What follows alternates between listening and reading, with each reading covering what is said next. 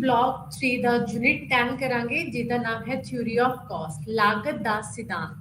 ਤਾਂ theory of caste ਦੇ ਵਿੱਚ ਅਸੀਂ ਦੇਖਾਂਗੇ ਕਾਸਟ ਬਾਰੇ ਕਿ ਕਾਸਟ ਕੀ ਹੈ ਤੇ ਸ਼ਾਰਟ ਰਨ ਤੇ ਲੌਂਗ ਰਨ ਦੀ ਜਿਹੜੀ ਕਾਸਟ ਹੈ ਉਹ ਕਿੱਦਾਂ ਆਪਣੀ ਇਨਕਰੀਜ਼ ਔਰ ਡਿਕਰੀਜ਼ ਹੁੰਦੀ ਆ। ਤੇ ਜਦੋਂ ਫਰਮ ਡਿਸੀਜਨ ਲੈਂਦੀ ਆ ਪ੍ਰੋਫਿਟ ਮੈਕਸਿਮਾਈਜੇਸ਼ਨ ਦਾ, ਇੱਕ ਫਰਮ ਦਾ ਮੇਨ ਮੋਟਿਵ ਕੀ ਹੁੰਦਾ ਕਿ ਉਹਨੇ ਜ਼ਿਆਦਾ ਤੋਂ ਜ਼ਿਆਦਾ ਪ੍ਰੋਡਕਸ਼ਨ ਕਰਨੀ ਤੇ ਉਹਦੇ ਥਰੂ ਕੀ ਕਰਨਾ, ਆਪਣੇ ਪ੍ਰੋਫਿਟ ਨੂੰ ਇਨਕਰੀਜ਼ ਕਰਨਾ। ਤਦ ਉਹ ਪ੍ਰੋਡਕਸ਼ਨ ਨੂੰ ਦੇਖਦੇ ਹੋ ਕਿ ਮੈਂ ਪ੍ਰੋਡਕਸ਼ਨ ਕਿੰਨੀ ਇਨਕਰੀਜ਼ ਕਰਨੀ ਹੈ, ਪ੍ਰੋਡਕਸ਼ਨ ਦੀ ਸਪਲਾਈ ਕਿੰਨੀ ਕਰਨੀ ਹੈ, ਉਹ ਕਿਸ ਚੀਜ਼ ਤੇ ਡਿਪੈਂਡ ਕਰਦੀ ਹੈ, ਕਾਸਟ ਤੇ ਡਿਪੈਂਡ ਕਰਦੀ ਹੈ।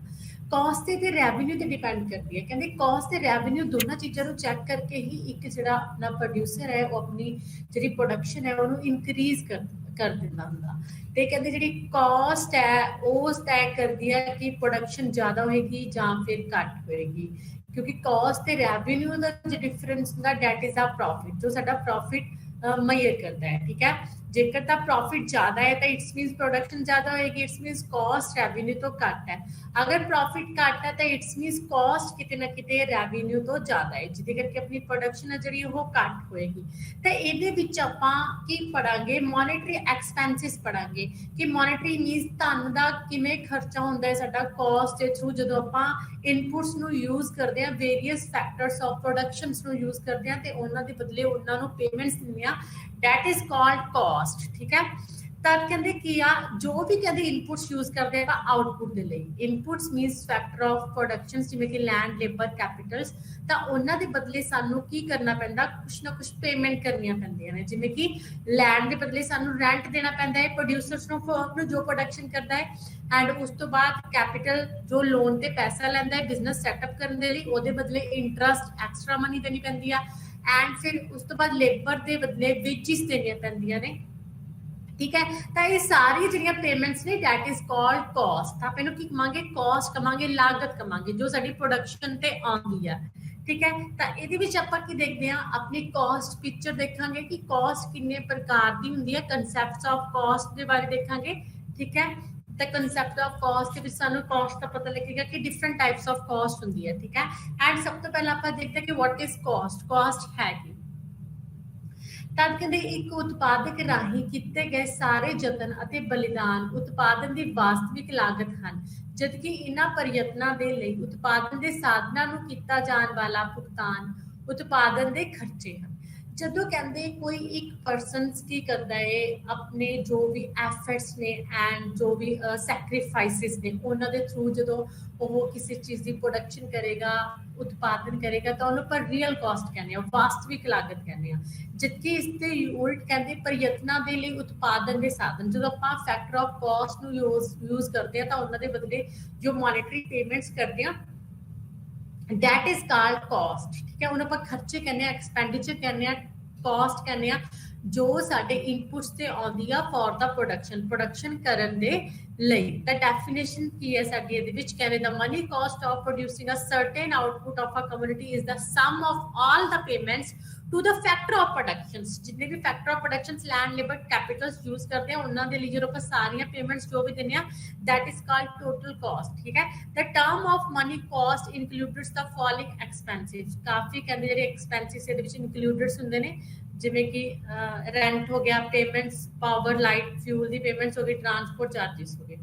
ਐਂਡ ਉਸ ਤੋਂ ਬਾਅਦ ਤੁਸੀਂ ਦੇਖਦੇ ਆ ਕੰਸੈਪਟ ਆਫ ਕਾਸਟ ਦੇ ਕੰਸੈਪਟਸ। ਤਾਂ ਜਿਹੜੀ ਕਾਸਟ ਹੈ ਉਹਨੂੰ ਡਿਫਰੈਂਟ ਪਾਰਟਸ ਦੇ ਵਿੱਚ ਡਿਵਾਈਡ ਕੀਤਾ ਹੋਇਆ ਹੈ। ਤਾਂ ਲਾਗਤਾਂ ਦਾ ਵਰਗੀਕਰਨ ਹੈ ਜਿਹੜਾ ਤੁਸੀਂ ਦੇਖ ਸਕਦੇ ਹੋ, cost of production first is a money cost, and money cost ਨੂੰ ਟੂ ਪਾਰਟਸ ਦੇ ਵਿੱਚ ਡਿਵਾਈਡ ਕੀਤਾ ਹੋਇਆ ਹੈ, ਜੋ ਮੋਨੇਟਰੀ ਪੇਮੈਂਟਸ ਹੁੰਦੀਆਂ ਨੇ, explicit cost and implicit cost. ਉਸ ਤੋਂ ਬਾਅਦ ਆਪਣੀ ਕਾਸਟ ਆਫ ਪ੍ਰੋਡਕਸ਼ਨ ਦੇ ਵਿੱਚ real cost and opportunity cost, and implicit cost ਦੇ ਅੰਦਰ ਟੋਟਲ ਕਾਸਟ ਹੁੰਦੀ ਹੈ, ਆਪਣੀ ਐਵਰੇਜ ਕਾਸਟ ਹੁੰਦੀ ਹੈ, ਐਂਡ ਮਾਰਜਨਲ ਕਾਸਟ ਹੁੰਦੀ ਹੈ। ਜਿਹੜੇ ਡਿਫਰੈਂਟ ਕਾਸਟ ਦੇ ਕਨਸੈਪਟਸ ਨੇ ਆਪਾਂ ਇਹਨਾਂ ਨੂੰ ਸਟੱਡੀ ਕਰਾਂਗੇ, ਦੇਖਦੇ ਹਾਂ ਵਨ ਬਾय वन ਕਿ ਇਹ ਕੀ ਨੇ। ਤਾਂ ਸਭ ਤੋਂ ਪਹਿਲਾਂ ਆਪਾਂ ਦੇਖਦੇ ਹਾਂ first type that is a money cost. ਕਿ ਮਨੀ ਕਾਸਟ ਕੀ ਆ, ਕਹਿੰਦੇ money cost the amount spent in terms of money for the production of a commodity is called money cost। ਕਹਿੰਦੇ ਜਦੋਂ ਆਪਾਂ ਕਿਸੇ ਵੀ ਚੀਜ਼ ਦੀ ਪ੍ਰੋਡਕਸ਼ਨ ਕਰਨ ਦੇ ਲਈ ਮਨੀ ਦੇ ਥਰੂ ਪੇਮੈਂਟਸ ਕਰਦੇ ਆ ਤਾਂ that payments is called money cost। ਕਿ ਮਨੀ ਆਪਾਂ ਮਨੀ ਦੇ ਥਰੂ ਜੋ ਹੈ ਪੇਮੈਂਟਸ ਆਪਣਾ ਰੁਪੀਸ ਦਿੰਦੇ ਆ, ਠੀਕ ਹੈ, ਨੋਟਸ ਦਿੰਦੇ ਆ, that is called money cost. ਤਾਂ ਕਿਸ ਦੇ ਬਦਲੇ ਕਰਦੇ ਆ? ਫੈਕਟਰ ਆਫ ਪ੍ਰੋਡਕਸ਼ਨਸ ਜਦੋਂ ਆਪਾਂ ਯੂਜ਼ ਕਰਦੇ ਆ, ਜਿਵੇਂ ਕਿ ਲੈਂਡ ਨੂੰ ਇਹਦੇ ਵਿੱਚ ਕੀ ਹੋ ਗਿਆ, ਸਾਰੇ ਐਕਸਪੈਂਸਿਸ ਐਡ ਹੁੰਦੇ ਨੇ, ਇਨਕਲੂਡਡ ਹੁੰਦੇ ਨੇ ਜੋ ਫੈਕਟਰ ਆਫ ਪ੍ਰੋਡਕਸ਼ਨਸ ਦੇ ਉੱਪਰ ਕੀਤੇ ਜਾਂਦੇ ਨੇ, ਜਿਵੇਂ ਕਿ ਬਜਟ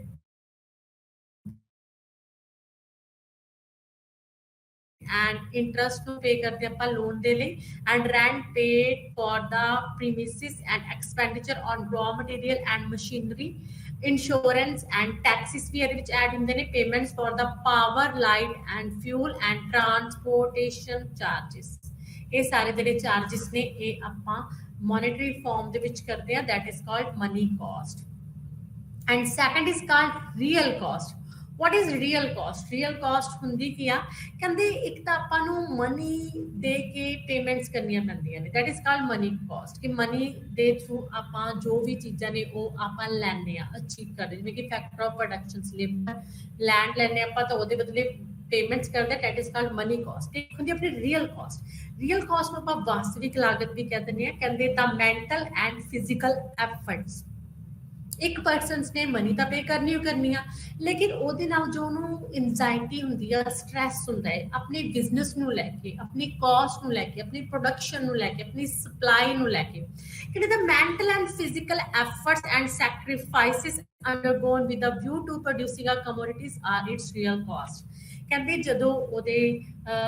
ਮਨੀ ਕਾਸਟ ਤੋਂ ਇਲਾਵਾ ਜਿਹੜੇ ਅਦਰ ਸੈਕਰੀਫਾਈਸਿਸ ਹੁੰਦੇ ਨੇ, ਮੈਂਟਲ ਐਂਡ ਫਿਜ਼ੀਕਲ ਐਫਰਟਸ ਹੁੰਦੇ ਨੇ, ਉਹਨਾਂ ਦੀ ਗੱਲ ਕਰੀਏ ਤਾਂ it is called real cost. In other words real cost refers to the pains,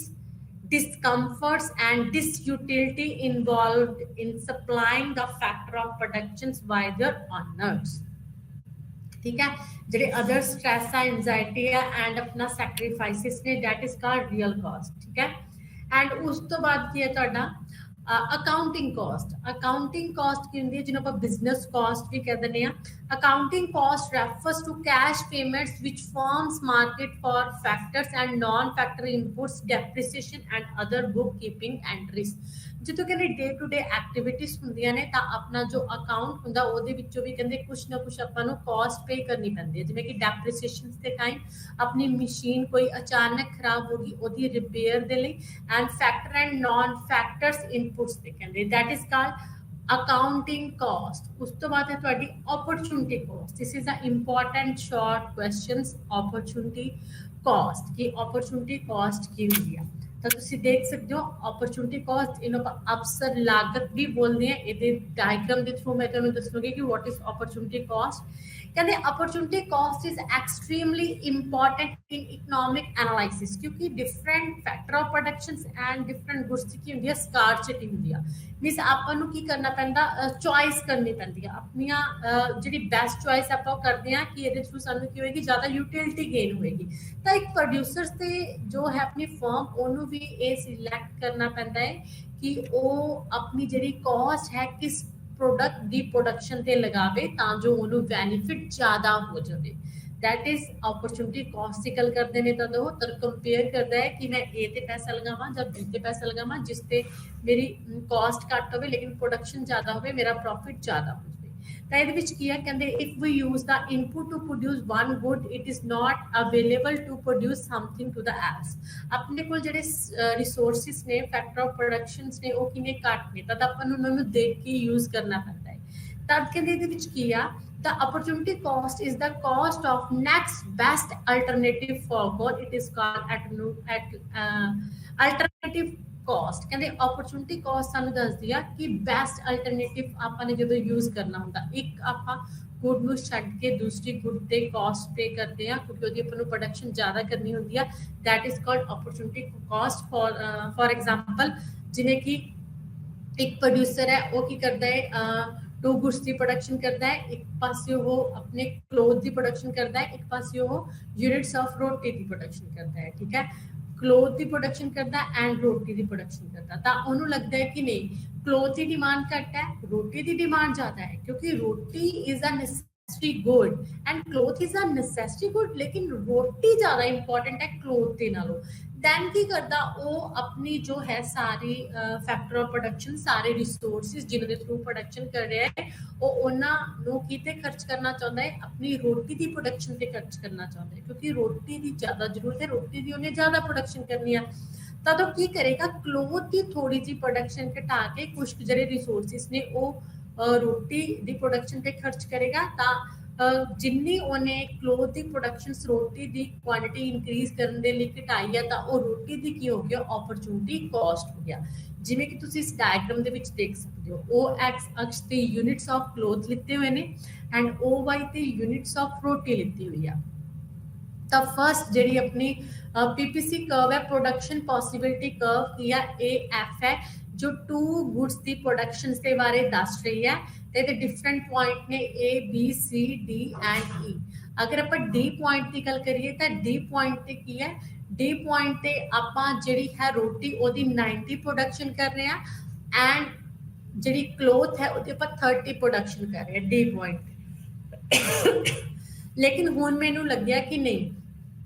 रोटी दी ज्यादा इंपॉर्टेंट है क्लोथ दे नालों, तद मैं की करूंगा ओते एक्स्ट्रा जिहड़े रिसोर्सिस ने वो तो नहीं लगा सकदा, क्योंकि मेरी इनकम है जिहड़ी वो लिमिटेड है, रिसोर्सिस भी लिमिटेड ने। तां मैनूं रोटी दी ज्यादा प्रोडक्शन करने के लिए की करना पेगा, जिहड़ी क्लोथ है ओदी प्रोडक्शन घट करनी पेगी। तां क्लोथ वाले कुछ जिहड़े रिसोर्सिस ने मैं वो किस ते शिफ्ट करूंगा, अपनी रोटी दी प्रोडक्शन ते शिफ्ट करूंगा। तां मेरी जिहड़ी क्लोथ दी क्वांटिटी है वो घट के 30 to 20 रह जाएगी एंड मेरी जिहड़ी रोटी दी क्वांटिटी आ प्रोडक्शन आ वो इंक्रीज होके 90 to 20 हो जाएगी। ਤਾਂ मैं रोटी दियां 30 ਜਿਹੜੀਆਂ ਰੋਟੀਸ ਨੇ ਜ਼ਿਆਦਾ ਬਣਾਉਣ ਦੇ ਲਈ ਕਲੋਥ ਦੀਆਂ 10 ਯੂਨਿਟਸ ਨੇ ਜਿਹੜੇ ਉਹ ਘਟਾਏ ਨੇ, ਜਿਵੇਂ ਕਿ 30 to 20 10 ਯੂਨਿਟਸ ਮੈਂ ਕਲੋਥ ਦੇ ਘਟਾਏ ਨੇ ਰੋਟੀ ਦੇ 30 ਯੂਨਿਟਸ ਇਨਕਰੀਜ਼ ਕਰਨ ਦੇ ਲਈ। 90 to 120 ਹੁਣ ਰੋਟੀ ਦੀ ਪ੍ਰੋਡਕਸ਼ਨ ਇਨਕਰੀਜ਼ ਹੋਗੀ ਐਂਡ ਕਲੋਥ ਦੀ ਡਿਕਰੀਜ਼ ਹੋਗੀ। ਤਾਂ ਮੈਂ ਕਹਿ ਸਕਦੀ ਹਾਂ ਕਿ ਰੋਟੀ ਦੀ ਜਿਹੜੀ ਹੈ अपॉर्चुनिटी कॉस्ट 90 to 20 30 रोटीज की अपॉर्चुनिटी कॉस्ट की है 10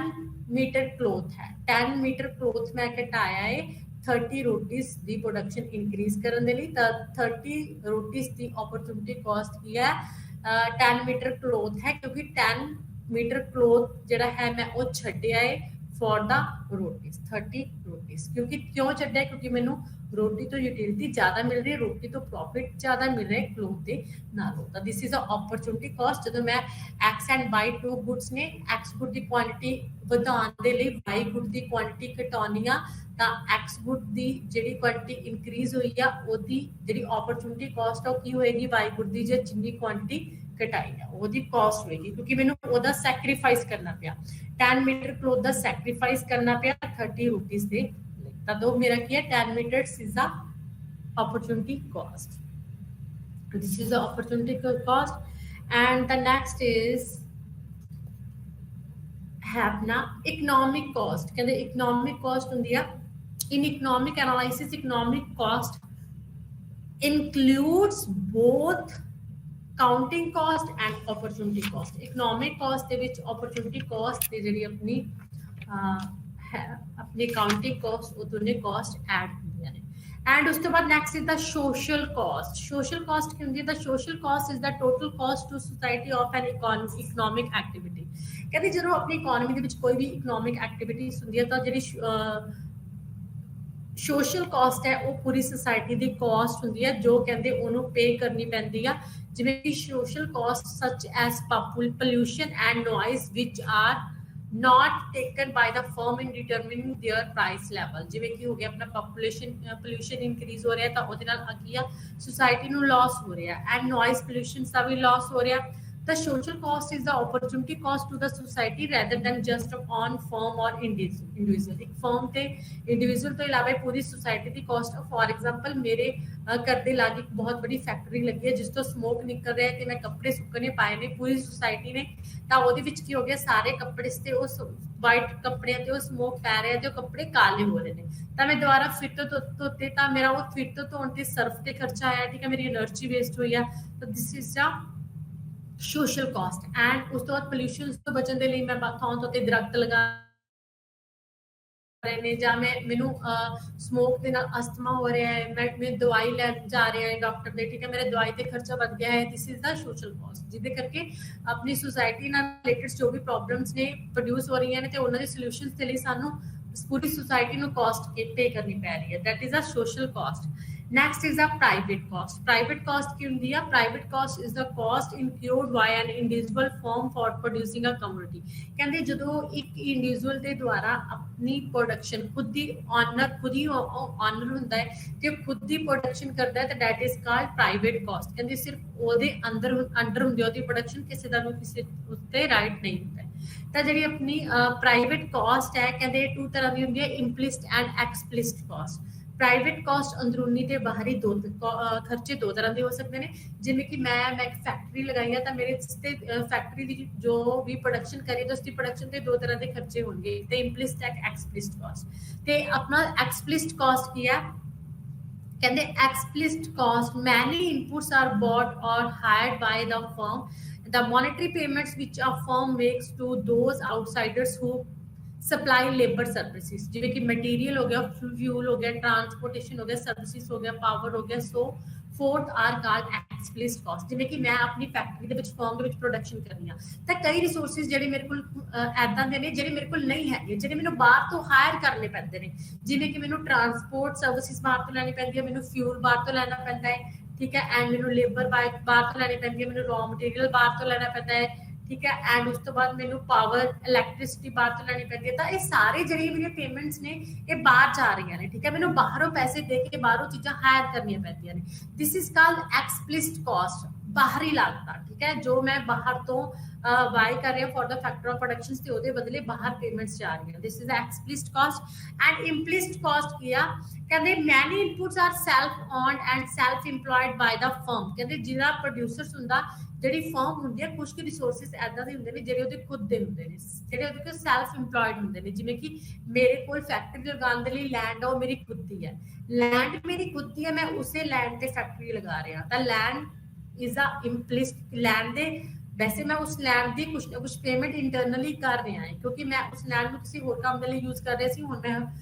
ਤੇ ਉਹਦੇ ਥਰੂ ਮੈਨੂੰ ਪੈਸਾ ਮਿਲ ਸਕਦਾ ਸੀ, ਲੇਕਿਨ ਮੈਂ ਹੁਣ ਆਪਣੇ ਕੰਮ ਦੇ ਲਈ ਯੂਜ਼ ਕਰ ਰਿਹਾ। This is a implicit cost. ਜਦੋਂ ਮੈਂ ਆਪਣੇ ਅੰਦਰੂਨੀ ਸਾਧਨਾਂ ਦੀ ਆਪਣੇ ਲਈ ਵਰਤੋਂ ਕਰਦਾ ਹੈ ਤਾਂ ਦਿਸ ਇਜ਼ ਅ ਇੰਪਲਿਸਟ ਕਾਸਟ। ਜਿਵੇਂ ਕਿ ਫੋਰ ਐਗਜ਼ਾਮਪਲ ਇਸ ਤੋਂ ਬਾਅਦ ਲੈਂਡ ਤੋਂ ਇਲਾਵਾ ਹੋ ਸਕਦਾ, ਜਿਵੇਂ ਕਿ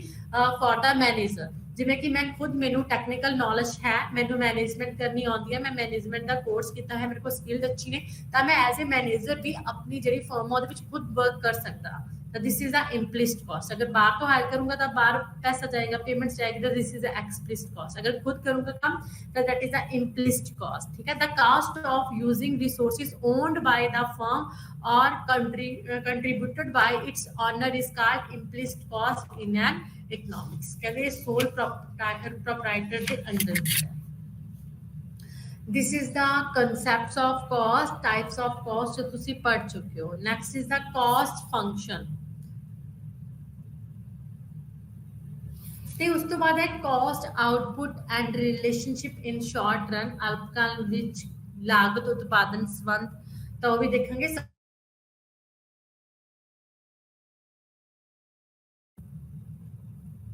प्रोडक्शन फंक्शन ਆਪਾਂ ਨੇ ਦੇਖਿਆ ਸੀ। प्रोडक्शन फंक्शन ਸਾਨੂੰ ਕੀ ਦੱਸਦਾ ਸੀਗਾ? Relationship between the production and factor of production means input and output। ਜਿਹੜਾ प्रोडक्ट cost function ਉਹ ਕੀ ਦੱਸਦਾ ਹੈ? That a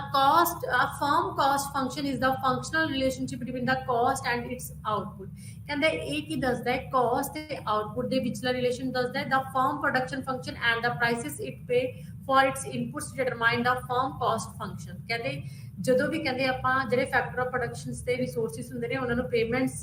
ਪੇ ਕਰਦੇ ਆ, ਤਾਂ ਉਹਨਾਂ ਤੋਂ ਹੀ ਸਾਨੂੰ ਕਾਸਟ ਦਾ ਪਤਾ ਲੱਗਦਾ ਹੈ, ਤੇ ਉਸੇ ਕਾਸਟ ਤੇ ਜਿਹੜੀ ਸਾਡੀ ਪ੍ਰੋਡਕਸ਼ਨ ਹੁੰਦੀ ਹੈ ਉਹ ਡਿਪੈਂਡ ਕਰਦੀ ਆ। ਤੇ ਜਿਹੜਾ ਕਾਸਟ ਫੰਕਸ਼ਨ ਹੈ ਪ੍ਰੋਡਕਸ਼ਨ ਫੰਕਸ਼ਨ ਦੀ ਤਰ੍ਹਾਂ ਹੀ ਉਹ ਵੀ ਆਪਾਂ 2 ਟਾਈਮ ਪੀਰੀਅਡਸ ਦੇ ਵਿੱਚ ਪੜਾਂਗੇ, short run and long run. ਕਹਿੰਦੇ short run and long run 2 time periods ਦੇ ਵਿੱਚ ਆਪਾਂ ਕਾਸਟ ਫੰਕਸ਼ਨ ਦੀ ਗੱਲ ਕਰਾਂਗੇ। ਤਾਂ ਸਭ ਤੋਂ ਪਹਿਲਾਂ ਸ਼ਾਰਟ ਰਨ, ਤੁਹਾਨੂੰ ਪਤਾ ਹੈ ਕਿ ਸ਼ਾਰਟ ਰਨ ਦੇ ਵਿੱਚ ਕੁਝ ਜਿਹੜੇ ਫੈਕਟਰਸ ਹੁੰਦੇ ਨੇ ਉਹ ਫਿਕਸ ਹੁੰਦੇ ਨੇ, ਕੁਝ ਜਿਹੜੇ ਫੈਕਟਰ ਆਫ ਪ੍ਰੋਡਕਸ਼ਨ ਹੁੰਦੇ ਨੇ ਉਹ ਵੇਰੀਏਬਲਸ ਹੁੰਦੇ ਨੇ। ਮੀਨਸ ਆਪਾਂ ਕੁਝ ਚੇਂਜ ਕਰ ਸਕਦੇ ਹਾਂ, ਕੁਝ ਚੇਂਜ ਨਹੀਂ ਕਰ ਸਕਦੇ। ਆਲੀ ਵੇਰੀਏਬਲਸ ਫੈਕਟਰ ਨੂੰ ਇਨਕਰੀਜ਼ ਕਰਕੇ ਆਪਾਂ ਜਿਹੜੀ ਆਪਣੀ ਪ੍ਰੋਡਕਸ਼ਨ ਉਹਨੂੰ ਇਨਕਰੀਜ਼ ਕਰ ਸਕਦੇ ਸੀਗੇ, ਠੀਕ ਹੈ, ਸ਼ਾਰਟ ਰਨ ਦੇ ਵਿੱਚ। ਜਿਵੇਂ ਕਿ ਲੇਬਰ ਐਂਡ ਰॉ ਮਟੀਰੀਅਲ ਨੂੰ, ਐਂਡ ਜਿਹੜੀ ਲੈਂਡ ਤੇ ਕੈਪੀਟਲ ਸੀ ਉਹ ਆਪਣੀ ਫਿਕਸ ਹੁੰਦੀ ਸੀ। ਐਂਡ ਲੌਂਗ ਰਨ ਦੇ ਵਿੱਚ ਆਪਾਂ ਆਲ ਦਾ ਫੈਕਟਰਸ ਦੇ ਵਿੱਚ ਚੇਂਜ ਕਰਕੇ ਜਿਹੜੀ ਆਪਣੀ ਪ੍ਰੋਡਕਸ਼ਨ ਉਹਨੂੰ ਇਨਕਰੀਜ਼ ਕਰ ਸਕਦੇ ਆ। ਇਸ ਤਰ੍ਹਾਂ ਜਿਹੜਾ ਕਾਸਟ ਫੰਕਸ਼ਨ ਹੈ ਉਹ ਵੀ ਆਪਣਾ ਜਿਹੜਾ ਹੈ ਆਪਣਾ ਸ਼ਾਰਟ ਰਨ ਤੇ ਲੌਂਗ ਰਨ ਦੇ ਵਿੱਚ ਹੀ ਅਪਲਾਈ ਹੋਏਗਾ। ਸ਼ਾਰਟ ਰਨ ਤੇ ਜਿਹੜੀ ਵੀ ਕਾਸਟ ਆਏਗੀ ਉਹ ਫਿਕਸਡ ਰਿਸੋਰਸਿਸ ਤੇ ਵੇਰੀਏਬਲ ਰਿਸੋਰਸਿਸ ਤੇ ਆਏਗੀ, ਐਂਡ ਜੋ ਲੌਂਗ ਰਨ ਦੇ ਵਿੱਚ ਆਏਗੀ ਤਾਂ ਉਹ ਸਾਰੇ ਵੇਰੀਏਬਲਸ ਫੈਕਟਰ ਤੇ ਕਾਸਟ ਆਏਗੀ। ਤਾਂ ਉਸ ਤੋਂ ਬਾਅਦ ਆਪਾਂ ਦੇਖਦੇ ਹਾਂ ਥਿਊਰੀਜ਼ ਆਫ ਕਾਸਟ। ਕਹਿੰਦੇ ਇੱਥੇ 2 ਮੇਨ ਥਿਊਰੀਜ਼ ਆਫ ਕਾਸਟ ਦਿੱਤੀਆਂ ਹੋਈਆਂ ਨੇ। ਤਾਂ 2 ਥਿਊਰੀਜ਼ ਕਿਹੜੀਆਂ ਨੇ, ਇੱਕ ਤਾਂ ਟ੍ਰੈਡੀਸ਼ਨਲ ਥਿਊਰੀ, ਇੱਕ ਮਾਡਰਨ ਥਿਊਰੀ ਆ। ਕਹਿੰਦੇ ਮੇਨ ਡਿਫਰੈਂਸ ਆ ਜਿਹੜਾ ਇਹ 2 ਥਿਊਰੀਜ਼ ਦੇ ਵਿੱਚ ਕਾਸਟ ਦੀਆਂ, ਮਾਡਰਨ ਐਂਡ ਜਿਹੜੀ ਹੈ ਟ੍ਰੈਡੀਸ਼ਨਲ ਥਿਊਰੀ ਦੇ ਵਿੱਚ। ਕਹਿੰਦੇ main difference between traditional and modern theory of the cost is that traditional economists believe that average and marginal cost curves are U-shaped। ਆਪਾਂ ਪੜਾਂਗੇ ਕਨਸੈਪਟ ਆਫ ਕਾਸਟ। ਕਹਿੰਦੇ ਉਹਨਾਂ ਨੇ ਬੋਲਿਆ ਹੈ ਟ੍ਰੈਡੀਸ਼ਨਲ ਜਿਹੜੇ ਇਕਨੋਮਿਸਟ ਹੈ ਉਹ ਕਹਿੰਦੇ ਨੇ ਕਿ ਜਿਹੜੀ ਆਪਣੀ ਕਾਸਟ ਕਰਵਸ ਨੇ, ਮਾਰਜਨਲ ਕਾਸਟ ਐਂਡ ਜਿਹੜੀ ਆਪਣੀ ਐਵਰੇਜ ਕਾਸਟ ਹੈ ਉਹ ਯੂ ਸ਼ੇਪ ਦੀ ਹੋਏਗੀ। ਠੀਕ ਹੈ, ਇਹ ਦੋਹੇ ਕਾਸਟ ਕਰਵ। ਕਹਿੰਦੇ ਮਾਡਰਨ ਇਕਨੋਮਿਸਟ ਕੀ ਕਹਿੰਦੇ ਨੇ ਕਿ ਇਹ ਦੋਹੇ ਕੀ ਹੋਣਗੀਆਂ, ਐਲ ਸ਼ੇਪ ਦੀਆਂ ਹੋਣਗੀਆਂ। ਤਾਂ ਮੇਨ ਡਿਫਰੈਂਸ ਇਹਨਾਂ ਦੇ ਵਿੱਚ ਇਹ ਆ। ਕਹਿੰਦੇ ਬੋਥ ਥਿਊਰੀਜ਼ ਨੂੰ ਆਪਾਂ ਡਿਸਕਸ ਕਰਾਂਗੇ। ਸਭ ਤੋਂ ਪਹਿਲਾਂ ਆਪਾਂ ਦੇਖਦੇ ਹਾਂ ਜਿਹੜੀ ਹੈ ਟ੍ਰੈਡੀਸ਼ਨਲ ਥਿਊਰੀ।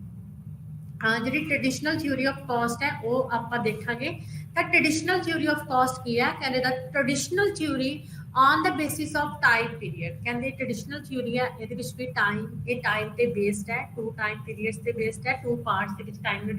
ਡਿਵਾਈਡ ਕੀਤਾ ਹੋਇਆ ਹੈ, cost in short run and cost in long run. Traditional theories 2 concepts ਤੇ ਬੇਸਡ ਹੈ, 2 ਟਾਈਮ ਪੀਰੀਅਡ ਤੇ ਬੇਸਡ ਹੈ। ਤਾਂ ਇਹਦੇ ਵਿੱਚ ਟ੍ਰੈਡੀਸ਼ਨਲ ਜਿਹੜੇ ਇਕਨੋਮਿਸਟ ਨੇ ਉਹਨਾਂ ਨੇ ਬੋਲਿਆ ਹੈ cost in short run, short run ਦੇ ਵਿੱਚ ਕਾਸਟ ਕਿੱਦਾਂ ਦੀ ਹੋਏਗੀ, cost curves, and long run ਦੇ ਵਿੱਚ ਕਾਸਟ ਕਰਵਸ ਕਿੱਦਾਂ ਦੀ ਹੋਏਗੀ। ਤਾਂ ਸਭ ਤੋਂ ਪਹਿਲਾਂ ਕਾਸਟ ਇਨ ਸ਼ਾਰਟ, ਅੱਜ ਦਾ ਟੌਪਿਕ ਆਪਣਾ ਕਾਸਟ ਇਨ ਸ਼ਾਰਟ ਰਨ। ਆਪਾਂ ਸਿਰਫ ਕਾਸਟ ਇਨ ਸ਼ਾਰਟ ਰਨ ਕਰਾਂਗੇ, ਲੌਂਗ ਰਨ ਆਪਾਂ ਕੱਲ ਕਰਾਂਗੇ ਕਿਉਂਕਿ ਬਹੁਤ ਲੈਂਥੀ ਚੈਪਟਰ ਹੈ। ਤਾਂ ਫਰਸਟਲੀ ਦੇਖੋ cost in short run, cost output relationship in short run ਜੋ ਤੁਸੀਂ ਦੇਖ ਸਕਦੇ ਹੋ। ਕਹਿੰਦੇ since cost in short run, short run ਤੁਹਾਨੂੰ ਪਤਾ ਹੀ ਹੈ ਜਿਹੜੇ ਫੈਕਟਰ ਆਫ ਪ੍ਰੋਡਕਸ਼ਨ ਹੁੰਦੇ ਨੇ, ਕੁਝ ਫੈਕਟਰ ਫਿਕਸਡ ਹੁੰਦੇ ਨੇ, ਕੁਝ ਵੇਰੀਏਬਲਸ ਫੈਕਟਰ ਹੁੰਦੇ ਨੇ। ਕਹਿੰਦੇ since short run cost are closely related to short run productivity ਦੀ ਤਰ੍ਹਾਂ ਹੀ ਕਹਿੰਦੇ ਕਾਸਟ ਹੈ for each measures of short run productivity there is a cost counterpart just as there are fixed and variable inputs। ਕਹਿੰਦੇ ਇਹਦੇ ਵਿੱਚ ਹੁੰਦੇ ਨੇ ਜਿਹੜੇ ਸ਼ਾਰਟ ਰਨ ਦੇ ਵਿੱਚ ਫਿਕਸਡ ਐਂਡ ਵੇਰੀਏਬਲ ਇਨਪੁਟਸ ਹੁੰਦੇ ਨੇ, there are also fixed and variable cost. ਤਾਂ ਸ਼ਾਰਟ ਰਨ ਦੇ ਵਿੱਚ ਜਦੋਂ ਫਿਕਸ ਤੇ ਵੇਰੀਏਬਲ ਇਨਪੁਟਸ ਨੇ ਤਾਂ ਉਹਨਾਂ ਦੀ ਜੋ ਕਾਸਟ ਆਏਗੀ ਉਹ ਵੀ ਫਿਕਸ ਤੇ ਕੀ ਹੋਏਗੀ, ਵੇਰੀਏਬਲਸ ਹੀ ਹੋਏਗੀ। ਕਹਿੰਦੇ ਜਸਟ देयर आर टोटल ਆਪਾਂ ਸ਼ਾਰਟ ਰਨ ਦੇ ਵਿੱਚ 3 ਕਨਸੈਪਟਸ ਦੇਖਾਂਗੇ, total cost, average cost and marginal cost. ਕਹਿੰਦੇ ਜਿਹੜੀ ਸ਼ਾਰਟ ਰਨ ਦੀ ਕਾਸਟ ਹੈ ਉਹ 3 types they are total cost, average cost and marginal cost। 3 concepts ਦੇਖਾਂਗੇ। in short run cost is reciprocal of productivity। the short run ਨੂੰ ਕਹਿੰਦੇ cost ਨੂੰ classify ਕੀਤਾ ਹੋਇਆ ਹੈ, short run ਨੂੰ 3 parts ਦੇ ਵਿੱਚ ਡਿਵਾਈਡ ਕੀਤਾ ਹੋਇਆ ਹੈ, total cost, average cost and marginal cost। ਕਹਿੰਦੇ short run ਦੇ ਵਿੱਚ cost curve ਨੂੰ ਦੇਖਣ ਦੇ ਲਈ ਤਿੰਨੇ ਜਿਹੜੀਆਂ cost ਨੇ ਇਹਨਾਂ ਨੂੰ ਜਾਣਨਾ ਜ਼ਰੂਰੀ ਹੈ।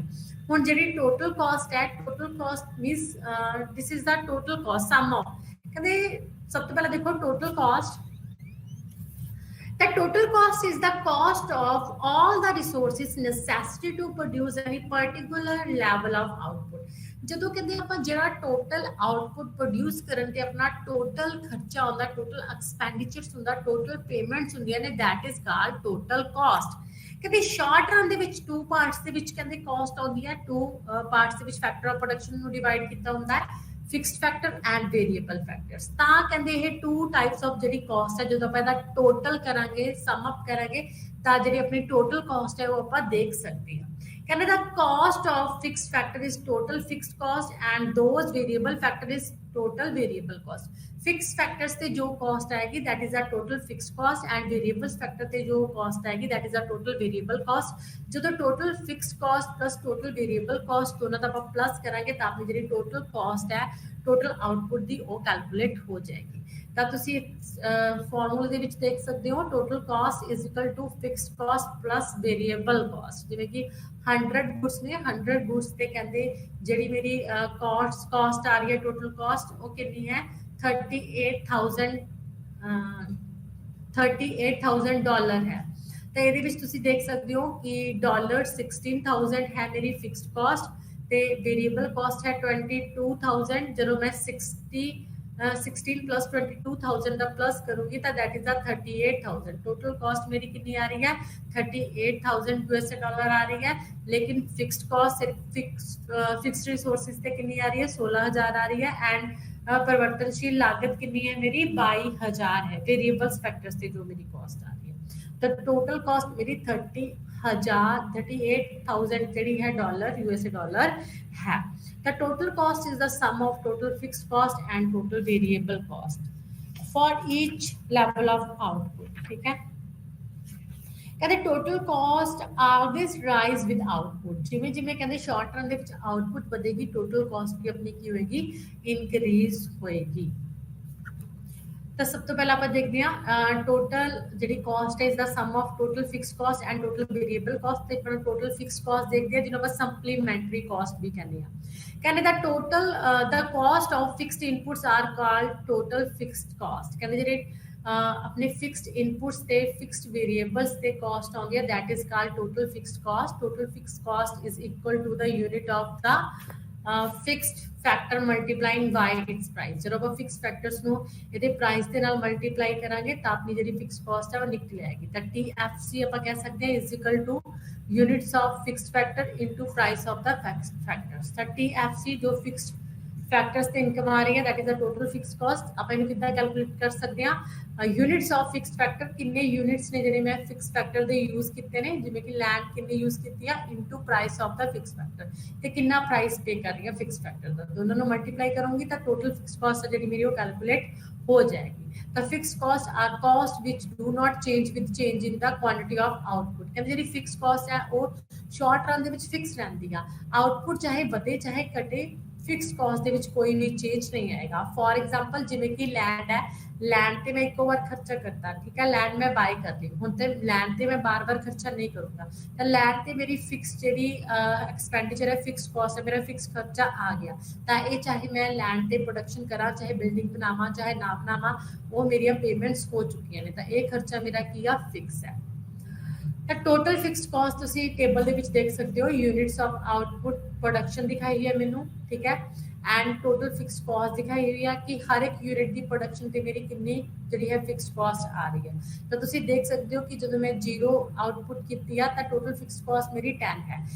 ਤੇ ਇੱਥੇ ਇੱਕ ਧਿਆਨ ਦੇਣ ਵਾਲੀ ਗੱਲ ਹੈ ਕਿ ਜਦੋਂ ਆਪਣੀ ਆਊਟਪੁੱਟ 0 ਹੋਏਗੀ ਤਾਂ ਇਸ ਦਾ ਮਤਲਬ ਇਹ ਨਹੀਂਗਾ ਕਿ ਟੋਟਲ ਫਿਕਸਡ ਕਾਸਟ ਵੀ 0 ਹੋਏਗੀ ਮੈਂ ਜਿਵੇਂ ਕਿ ਤੁਹਾਨੂੰ ਪਹਿਲਾਂ ਹੀ ਦੱਸਿਆ ਹੈ ਕਿ ਮੈਂ ਇੱਕ ਮਸ਼ੀਨ ਲੈ ਲਿੱਤੀ ਹੈ ਮਸ਼ੀਨ ਤੇ ਮੈਂ ਲੱਖ ਰੁਪਇਆ ਲਗਾ ਦਿੱਤਾ ਹੈ ਚਾਹੇ ਮੈਂ ਮਸ਼ੀਨ ਤੇ ਪ੍ਰੋਡਕਸ਼ਨ ਕਰਾਂ ਚਾਹੇ ਨਾ ਕਰਾਂ ਮੇਰਾ ਉਹਤੇ ਖਰਚਾ ਹੋ ਚੁੱਕਿਆ ਹੈ ਟੋਟਲ ਫਿਕਸਡ ਕਾਸਟ ਲੱਗ ਚੁੱਕੀ ਹੈ तब कि मेरी टोटल फिक्स कॉस्ट 10 ही है लाख रुपया ही होगी चाहे मैं 0 प्रोडक्शन करा चाहे 10 गुड्स ਨੂੰ प्रोड्यूस करा चाहे 1 गुड ਨੂੰ प्रोड्यूस करा ਤਾਂ ਇੱਥੇ ਕੀ ਹੈ ਟੋਟਲ ਫਿਕਸਡ ਕਾਸਟ ਕਿਸੇ ਵੀ ਰਿਸੋਰਸ ਦੀ ਪ੍ਰੋਡਕਸ਼ਨ ਤੇ 10 ਹੈ ਐਂਡ 0 ਪ੍ਰੋਡਕਸ਼ਨ ਹੋ ਰਹੀ ਹੈ ਐਂਡ ਉਸ ਤੋਂ ਜਦ ਮੈਂ ਆਊਟਪੁੱਟ 1 ਕੀਤੀ ਤਾਂ ਫਿਰ ਵੀ ਮੇਰੀ ਫਿਕਸਡ ਕਾਸਟ 10 ਹੀ ਹੈ 2 ਕੀਤੀ 3 ਕੀਤੀ ਤਦ ਵੀ ਮੇਰੀ ਜਿਹੜੀ ਹੈ ਫਿਕਸਡ ਕਾਸਟ 10 ਹੀ ਹੈ ਮੈਂ ਨੰਬਰ ਆਫ ਜਿਹੜੇ ਯੂਨਿਟਸ ਨੇ ਆਊਟਪੁੱਟ ਆ ਜਿਹੜੀ ਪ੍ਰੋਡਕਸ਼ਨ ਇਨਕਰੀਜ਼ ਕਰਦਾ ਜਾਵਾਂਗਾ ਲੇਕਿਨ ਮੇਰੀ ਟੋਟਲ ਫਿਕਸਡ ਕਾਸਟ ਦੇ ਵਿੱਚ ਕੋਈ ਵੀ ਚੇਂਜ ਨਹੀਂ ਹੋਏਗਾ ਟੋਟਲ ਫਿਕਸਡ ਕਾਸਟ ਜਿਹੜੀ ਮੇਰੀ ਫਿਕਸ ਹੀ ਰਹੇਗੀ ਕਿਉਂਕਿ ਇਹ ਵੇਰੀਏਬਲਸ ਨੇ ਜਿਹੜੇ ਫੈਕਟਰਸ ਤੇ ਇਹ ਕੀ ਨੇ ਇਹ ਫਿਕਸ ਨੇ ਇਹਨਾਂ ਦੇ ਵਿੱਚ ਕੋਈ ਵੀ ਚੇਂਜ ਨਹੀਂ ਹੁੰਦਾ ਸ਼ਾਰਟ ਰਨ ਦੇ ਵਿੱਚ ਠੀਕ ਹੈ ਵੇਰੀਏਬਲਸ ਫਿਕਸ ਨੇ ਲੈਂਡ ਦਾ ਸਾਈਜ਼ ਫਿਕਸ ਹੈ ਮਸ਼ੀਨ ਫਿਕਸ ਹੈ ਤਾਂ ਦੈਟ ਇਜ਼ ਵਾਈ ਜਿਹੜੀ ਮੇਰੀ ਕਾਸਟ ਹੋਗੀ ਕੀ ਹੈ ਫਿਕਸ ਹੈ ਤਾਂ ਜਿਹੜੀ TFC ਦੀ ਸ਼ੇਪ ਆ ਕੀ ਹੋਏਗੀ TFC ਦੀ ਤੁਸੀਂ ਡਾਇਗਰਾਮ ਦੇਖ ਸਕਦੇ ਹੋ ਉਹ x ਤੇ ਯੂਨਿਟਸ ਆਫ ਆਊਟਪੁੱਟ ਦਿਖਾਏ ਹੋਏ ਨੇ ਉਹ y ਤੇ ਕਾਸਟ ਦਿਖਾਈ ਹੋਈ ਆ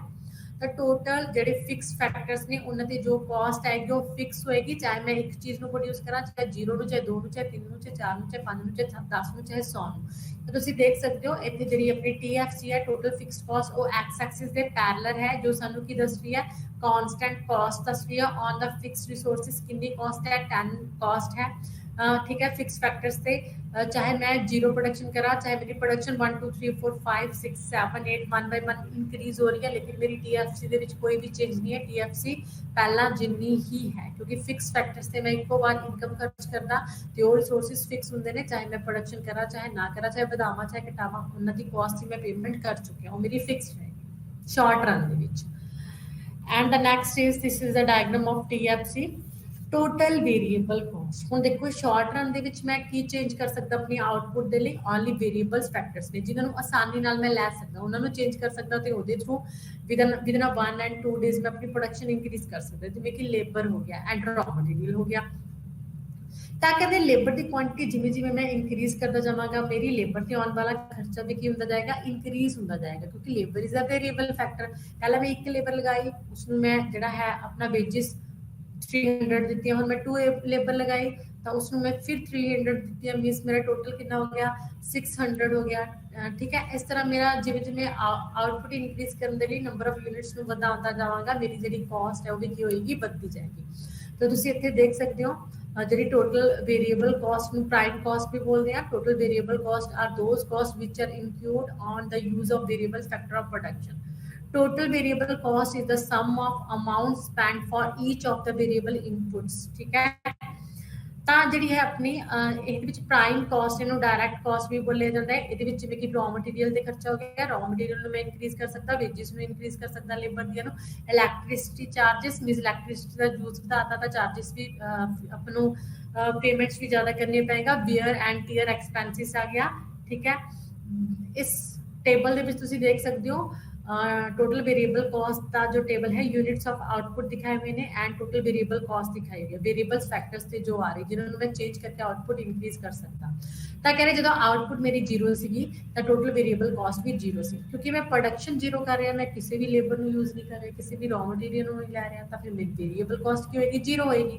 एंड जो मैं वन प्रोडक्शन की, वन यूनिट को प्रोड्यूस किया तो इट्स मीनस मैं लेबर भी यूज की ਤੇ ਰॉ ਮਟੀਰੀਅਲ ਵੀ ਯੂਜ਼ ਕੀਤਾ, ਤਾਂ ਮੇਰੀ ਜਿਹੜੀ ਉਸ ਤੇ ਕਾਸਟ ਆਈ ਹੈ ਤਾਂ ਕਿੰਨੀ ਆਈ ਹੈ 10 ਆਈ ਆ। ਉਸ ਤੋਂ ਬਾਅਦ ਮੈਂ ਇੱਕ ਯੂਨਿਟ ਹੋਰ ਪ੍ਰੋਡਿਊਸ ਕੀਤਾ ਸੈਕਿੰਡ, ਤਾਂ ਉਸ ਤੇ ਮੇਰੀ ਜੋ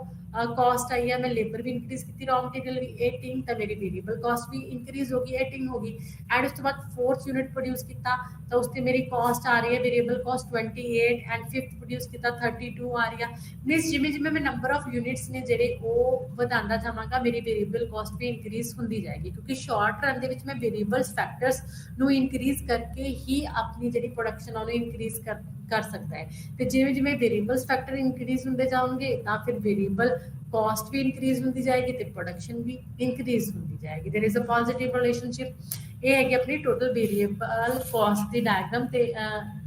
ਟੇਬਲ ਤੇ ਡਾਇਗਰਾਮ ਕਿਸ ਤਰ੍ਹਾਂ ਦੀ ਹੈ। This is the TVC, total variable cost. ਇਹ ਸ਼ੇਪਸ ਤੁਹਾਨੂੰ ਜਾਣਨਾ ਜ਼ਰੂਰੀ ਹੈ। This is the different shapes ਜਿਹੜੀਆਂ ਕਾਸਟ ਚੈਪਟਰ ਦੇ ਵਿੱਚ ਬਹੁਤ ਹੈਲਪਫੁਲ ਨੇ। कहने ਵਿੱਚ TVC ਕੀ ਸਾਨੂੰ ਦਿਖਾ ਰਹੀ ਹੈ, ਚੇਂਜ ਦਿਖਾ ਰਹੀ ਹੈ ਆਊਟਪੁੱਟ ਤੇ ਕਾਸਟ ਦੇ ਵਿੱਚ। ਤਾਂ ਤੁਸੀਂ ਇੱਥੇ ਦੇਖ ਸਕਦੇ ਹੋ OX ਅਕਸ਼ ਤੇ ਯੂਨਿਟਸ ਆਫ ਆਊਟਪੁੱਟ ਦਿਖਾਏ ਹੋਏ ਨੇ, OY ਤੇ ਕਾਸਟ ਦਿਖਾਈ ਹੋਈ ਆ। ਤਾਂ TVC ਸਾਡੀ ਕੀ ਹੈ, ਪਰਿਵਰਤਨਸ਼ੀਲ ਹੈ, ਵੇਰੀਏਬਲ ਆ। ਤਾਂ ਇੱਥੇ ਜਦੋਂ ਮੈਂ ਇੱਕ ਯੂਨਿਟ ਦੀ ਪ੍ਰੋਡਕਸ਼ਨ ਕਰ ਰਿਹਾ ਤਾਂ ਮੇਰੀ ਜਿਹੜੀ ਕਾਸਟ ਆ ਰਹੀ ਹੈ ਦੈਟ ਇਜ਼ 10। ਜਦੋਂ ਮੈਂ ਪ੍ਰੋਡਕਸ਼ਨ ਵਧਾ ਕੇ ਸੈਕੰਡ ਯੂਨਿਟ ਨੂੰ ਪ੍ਰੋਡਿਊਸ ਕੀਤਾ, ਮੇਰੀ ਪ੍ਰੋਡਕਸ਼ਨ 20 ਹੋ ਗਈ। ਜਦੋਂ ਉਸ ਤੋਂ ਬਾਅਦ ਥਰਡ ਯੂਨਿਟ ਨੂੰ ਪ੍ਰੋਡਿਊਸ ਕੀਤਾ एक होर एक्स्ट्रा प्रोड्यूस ਨੂੰ, ਤਾਂ ਮੇਰੀ ਜਿਹੜੀ ਕਾਸਟ ਹੈ 30 ਐਂਡ 40 4 ਯੂਨਿਟ ਨੂੰ ਪ੍ਰੋਡਿਊਸ ਕੀਤਾ, ਕਾਸਟ ਹੋਰ ਵੱਧ ਗਈ। ਜਿਵੇਂ ਜਿਵੇਂ ਨੰਬਰ ਆਫ ਯੂਨਿਟਸ ਨੂੰ ਮੈਂ ਇਨਕਰੀਜ਼ ਕਰਦਾ ਜਾ ਰਿਹਾ ਤਾਂ ਟੋਟਲ ਵੇਰੀਏਬਲ ਕਾਸਟ ਹੈ ਜਿਹੜੀ ਮੇਰੀ ਉਹ ਵੀ ਕੀ ਹੁੰਦੀ ਜਾ ਰਹੀ ਹੈ, ਇਨਕਰੀਜ਼ ਹੁੰਦੀ ਜਾ ਰਹੀ ਹੈ, ਕਿਉਂਕਿ with the help of variable factors ਮੈਂ ਆਪਣੀ ਜਿਹੜੀ ਆਊਟਪੁੱਟ ਹੈ ਪ੍ਰੋਡਕਸ਼ਨ ਹੈ ਉਹਨੂੰ ਸ਼ਾਰਟ ਰਨ ਦੇ ਵਿੱਚ ਕੀ ਕਰ ਰਿਹਾ, ਇਨਕਰੀਜ਼ ਕਰ ਰਿਹਾ। This is the diagram of TVC। And the next is total cost। Total cost ਤੁਹਾਨੂੰ ਪਤਾ ਹੈ ਕਿ total cost is the sum of total fixed cost and total variable cost in the short run। ਤਾਂ ਜਿਹੜੀ ਸਾਡੀ total cost ਹੈ ਤੁਸੀਂ ਇਸ ਟੇਬਲ ਦੇ ਵਿੱਚ ਦੇਖ ਸਕਦੇ ਹੋ। ਯੂਨਿਟਸ ਆਫ ਆਊਟਪੁੱਟ ਦਿਖਾਏ ਹੋਏ ਨੇ ਸਾਨੂੰ 0 1 2 3 4 7 8 ਐਂਡ ਉਸ ਤੋਂ ਬਾਅਦ ਜਿਹੜੀ ਹੈ ਟੋਟਲ ਫਿਕਸਡ ਕਾਸਟ ਤੇ ਟੋਟਲ ਵੇਰੀਏਬਲ ਕਾਸਟ ਦਿਖਾਈ ਹੋਈ ਆ। ਤੇ total fixed cost plus total variable cost ਦਾ ਪਲੱਸ ਕਰਾਂਗੇ ਤਾਂ ਟੋਟਲ ਕਾਸਟ ਆ ਜਿਹੜੀ ਸਾਨੂੰ ਉਹ ਮਿਲ ਜਾਏਗੀ। ਤਾਂ ਹੁਣ ਜਦੋਂ ਆਪਾਂ ਜ਼ੀਰੋ ਪ੍ਰੋਡਕਸ਼ਨ ਕਰਦੇ ਆ, ਆਪਣੀ TFC 10 ਸੀਗੀ ਐਂਡ TVC ਆਪਣੀ ਕੀ ਸੀਗੀ, 0 ਸੀਗੀ, ਤਾਂ ਟੋਟਲ ਕਾਸਟ ਆਪਣੀ 10 ਸੀਗੀ, 10 ਪਲੱਸ 0। ਤੇ ਉਸ ਤੋਂ ਬਾਅਦ ਜਦੋਂ ਮੈਂ 1 ਯੂਨਿਟ ਦੀ ਪ੍ਰੋਡਕਸ਼ਨ ਕੀਤੀ ਤਾਂ ਉਹਦੇ ਨਾਲ ਮੇਰੀ TFC 10 ਸੇਮ ਹੈ, ਲੇਕਿਨ ਮੇਰੀ TVC ਕੀ ਆ, ਇੰਕਰੀਜ਼ ਹੋ ਕੇ 10 ਐਂਡ ਮੇਰੀ ਟੋਟਲ ਕਾਸਟ ਕੀ ਹੈ 20 ਹੈ। ਉਸ ਤੋਂ ਬਾਅਦ ਜਦੋਂ ਮੈਂ ਸੈਕਿੰਡ ਯੂਨਿਟ ਨੂੰ ਪ੍ਰੋਡਿਊਸ ਕੀਤਾ, ਸੈਕਿੰਡ ਗੁੱਡ ਨੂੰ, ਤਾਂ ਕੀ ਉਹਦੇ ਟੋਟਲ TFC ਸੇਮ ਹੈ 10, ਲੇਕਿਨ ਮੇਰੀ TVC ਇੰਕਰੀਜ਼ ਹੋ ਗਏ ਕਿਉਂਕਿ ਫਿਕਸ ਫੈਕਟਰਸ ਤਾਂ ਸੇਮ ਨੇ। ਫਿਕਸ ਫੈਕਟਰ ਤੇ ਜੋ ਖਰਚਾ ਹੈਗਾ ਉਹ ਵੀ ਸੇਮ ਹੋਏਗਾ, ਲੇਕਿਨ ਵੇਰੀਏਬਲਸ ਫੈਕਟਰ ਚੇਂਜ ਕਰ ਰਿਹਾ। ਵੇਰੀਏਬਲ ਫੈਕਟਰ ਮਿਸ ਲੇਬਰ ਦੀ ਜ਼ਿਆਦਾ ਵਰਤੋਂ ਕਰ ਰਿਹਾ ਤਾਂ ਲੇਬਰ ਦੀ ਤੇ ਜੋ ਹੈ ਖਰਚਾ ਜ਼ਿਆਦਾ ਆਏਗਾ। ਤਾਂ ਜਿਹੜੇ 10 ਤੋਂ ਇੰਕਰੀਜ਼ ਹੋ ਕੇ ਕੀ ਹੋ ਗਿਆ, 18 ਹੋ ਗਿਆ। ਤਾਂ ਮੇਰੀ ਟੋਟਲ ਕਾਸਟ ਕੀ ਹੋਗੀ, 20 to 28 ਹੋਗੀ। ਇਸੇ ਤਰ੍ਹਾਂ ਥਰਡ ਯੂਨਿਟ ਨੂੰ ਪ੍ਰੋਡਿਊਸ ਕੀਤਾ, ਇੱਕ ਹੋਰ ਐਕਸਟਰਾ ਯੂਨਿਟ ਨੂੰ ਪ੍ਰੋਡਿਊਸ ਕੀਤਾ, टीएफसी होते मेरी फिक्स आ रही है 10 आ रही है एंड उसके बाद टीवीसी मेरी इंक्रीज क्योंकि लेबर रॉ मटेरियल ज़्यादा यूज किया 24 एंड टोटल कॉस्ट 34। इस तरह जिमें जिमें मैं नंबर ऑफ यूनिट्स ਨੂੰ ਪ੍ਰੋਡਿਊਸ ਕਰਦਾ ਜਾਵਾਂਗਾ ਮੇਰੀ टीएफसी ਫਿਕਸ रहेगी लेकिन मेरी टोटल वेरिएबल कॉस्ट इंक्रीज ਹੁੰਦੀ ਜਾਏਗੀ क्योंकि मैं लेबर ਤੇ रॉ मटेरियल ਦਾ ਜ਼ਿਆਦਾ यूज ਕਰਾਂਗਾ ਤਾਂ ਉਸ ਤੇ ਮੈਨੂੰ ਪੇਮੈਂਟਸ ਵੀ ਜ਼ਿਆਦਾ ਕਰਨੀਆਂ ਪੈਣਗੀਆਂ एंड मेरा टोटल कॉस्ट भी इंक्रीज ਹੁੰਦੀ ਜਾਏਗੀ क्योंकि total cost is a sum of total fixed cost ਤੇ टीवीसी ਤੇ टीबीसी ਦੇ ਕਾਰਨ ਹੀ टीबीसी ਦੇ ਵਿੱਚ ਇਨਕਰੀਜ਼ ਦੇ ਕਾਰਨ ਹੀ ਜੋ ਮੇਰੀ ਹੈ टीसी ਇਨਕਰੀਜ਼ ਹੋਏਗੀ लेकिन टीसी ਦਾ ਇਨਕਰੀਜ਼ ਹੋਣ ਦਾ ਰੀਜ਼ਨ ਇਹ ਵੀ ਹੈ ਕਿ ਮੇਰੀ टीएफसी कांस्टेंट है लेकिन टीबीसी मेरी ज़्यादा इंक्रीज हो रही है दैट इज वाई मेरी टोटल कॉस्ट भी की हो रही है इंक्रीज हो रही है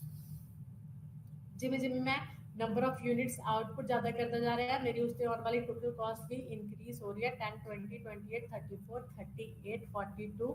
48 56 एंड 72 जो मैं 8 यूनिट प्रोड्यूस कर रही हूँ उस तो बाद है साडा relationship between that total variable and fixed cost ਹੁਣ ਜਿਹੜੀ टोटल कॉस्ट ਆਪਾਂ ਦੀ ਡਾਇਗਰਾਮ ਕਿੱਦਾਂ ਬਣਾ ਸਕਦੇ ਹਾਂ with the help of variable and fixed cost ਤਾਂ ਤੁਹਾਨੂੰ ਪਹਿਲਾਂ ਵਾਲੀ ਡਾਇਗਰਾਮ ਦਿਖਾਈ ਗਈ ਹੈ ਫਿਕਸ ਕਾਸਟ ਹੁੰਦੀ ਹੈ ਜਿਹੜੀ ਉਹ ਐਕਸ ਐਕਸਿਸ ਦੇ ਪੈਰਲਲ ਹੁੰਦੀ ਹੈ ਉਹ ਫਿਕਸ ਹੁੰਦੀ ਆ ਜਿਵੇਂ ਕਿ ਪਿਛਲੇ ਵਾਲੀ ਡਾਇਗਰਾਮ ਦੇ ਵਿੱਚ ਆਪਾਂ ਨੇ ਦੇਖਿਆ ਸੀ TFC ਕੀ ਹੈ 10 है एक्स एक्सिस ਦੇ ਪੈਰਲਲ ਹੈ ਚਾਹੇ ਮੈਂ 8 ਇਕਾਈਆਂ ਜੋ ਪ੍ਰੋਡਿਊਸ ਕਰ ਰਿਹਾ ਚਾਹੇ ਮੈਂ 0 ਕਰਾਂ ਮੇਰੀ TFC 10 ਹੀ ਰਹੇਗੀ ਤਾਂ ਫਿਰ ਇੱਥੇ ਕੀ ਹੈ TFC ਮੇਰੀ 10 ਹੈ ਐਂਡ ਉਸ ਤੋਂ ਬਾਅਦ ਮੇਰੀ TBC ਜਦੋਂ ਮੈਂ 0 ਪ੍ਰੋਡਕਸ਼ਨ ਕਰ ਰਿਹਾ ਤਾਂ ਮੇਰੀ TBC ਕੀ ਹੈ 0 ਹੈ ਜਿਵੇਂ ਕਿ ਆਪਾਂ ਨੇ ਇੱਥੇ ਦੇਖਿਆ ਸੀ ਕਿਉਂਕਿ ਆਪਾਂ ਲੇਬਰ ਤੇ raw material variable factor use ਨਹੀਂ ਕਰ ਰਹੇ ਤਾਂ ਮੇਰੀ ਜਿਹੜੀ TBC ਉਹ ਕਿੱਥੋਂ ਸਟਾਰਟ ਹੋਏਗੀ ओरिजिनल ਤੋਂ ਸਟਾਰਟ ਹੋਏਗੀ ਹੁਣ ਮੈਂ TFC ਤੇ TBC ਦਾ ਪਲੱਸ ਕਰੂੰਗਾ TFC ਤੇ TBC ਜਿਵੇਂ ਕਿ ਤੁਸੀਂ ਦੇਖਿਆ ਹੀ ਹੈ ਇੱਥੇ TBC ਤੇ TFC ਦਾ ਪਲੱਸ ਪਹਿਲਾਂ 0 ਪ੍ਰੋਡਕਸ਼ਨ ਤੇ ਟੋਟਲ ਕਾਸਟ 10 ਐਂਡ 1 ਤੇ 20 ਤਾਂ ਤੁਸੀਂ ਇੱਧਰ ਵੀ ਦੇਖ ਸਕਦੇ ਹੋ 0 ਤੇ TC ਮੇਰੀ ਕੀ ਹੈ 10 है जो 0 प्रोडक्शन हो रही है एंड उस तो बाद जो 1 यूनिट प्रोड्यूस हो रही है TC मेरी कितनी है 20 एंड उस तो बाद जिमें जिमें नंबर ऑफ यूनिट्स इंक्रीज कर रहे हैं मेरी जी TC वो भी इंक्रीज होती जा रही है क्योंकि TC is the sum of TBC and TFC जिमें कि तुसी पिछे टेबल दे विच देखिया है ਤਾਂ ਇਹਨਾਂ ਦੋਨਾਂ ਨੂੰ ਪਲੱਸ ਕਰਕੇ ਜਿਹੜੀ ਮੇਰੀ ਟੋਟਲ ਕਾਸਟ ਹੈ ਉਹ ਕੀ ਆ ਉਹ ਨਿਕਲ ਆਏਗੀ ਟੋਟਲ ਕਾਸਟ ਮੇਰੀ ऊपरों y एक्सिस तो स्टार्ट होएगी क्योंकि मेरी फिक्स्ड फैक्टर्स से कॉस्ट आ ही रही है क्योंकि 0 चाहे प्रोडक्शन है चाहे ज्यादा प्रोडक्शन है this is the relationship between the TC and TBC next is the average cost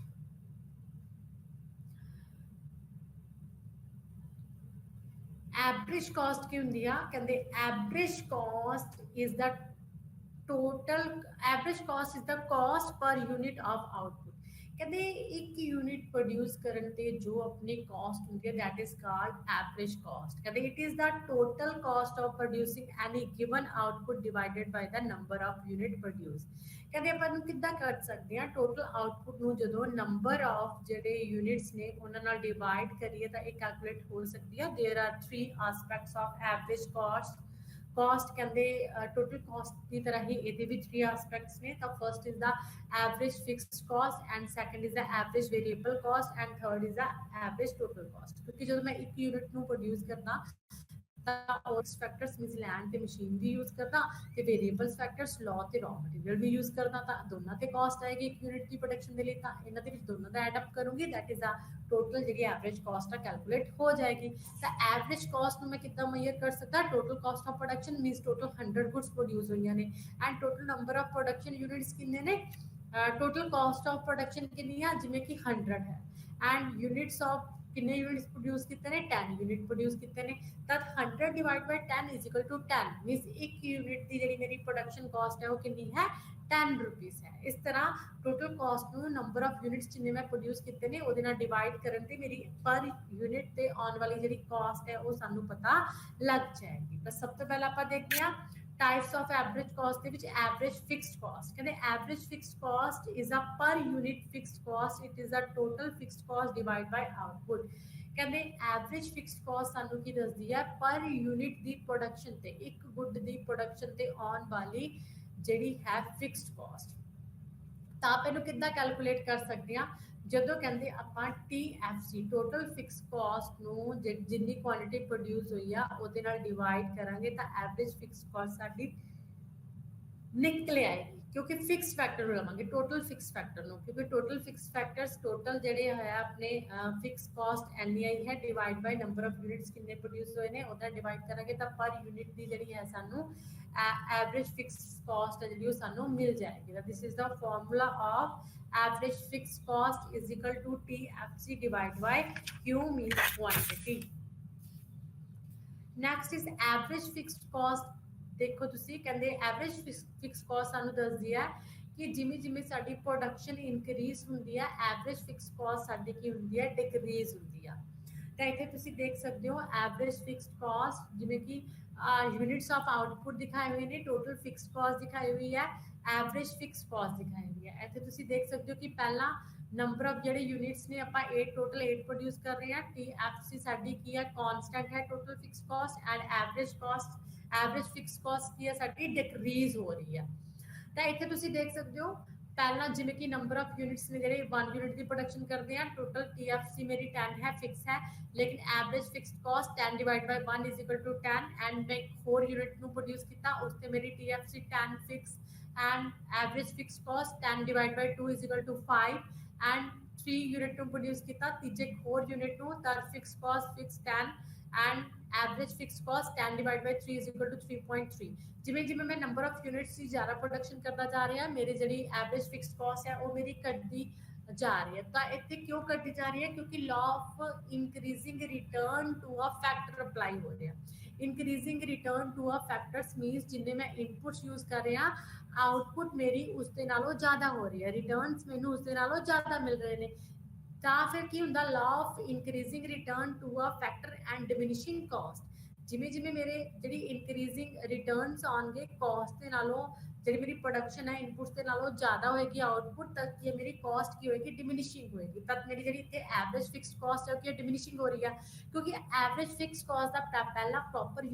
utilisation ਨਹੀਂ ਹੋ ਰਹੀ ਸੀ ਫਿਕਸਡ फैक्टर्स थी हुण जिवें जिवें वेरिएबल्स फैक्टर बढ़ाता जा रहा प्रोडक्शन इंक्रीज करता जा रहा तो जी फिक्स फैक्टर्स की प्रॉपर यूटिलाइजेशन होने लग गई जिहदे करके जी मेरी फिक्स कॉस्ट है की होगी हौली हौली घटनी स्टार्ट होगी इत्थे law of increasing returns and diminishing cost है जो हो रहा अप्लाई हो रहा है जिवें जिवें मैं नंबर ऑफ यूनिट्स नूं इंक्रीज करता जावांगा तो मेरी उसते आने वाली जी एवरेज फिक्स कॉस्ट है वो की होंदी जाएगी डिक्रीज होंदी जाएगी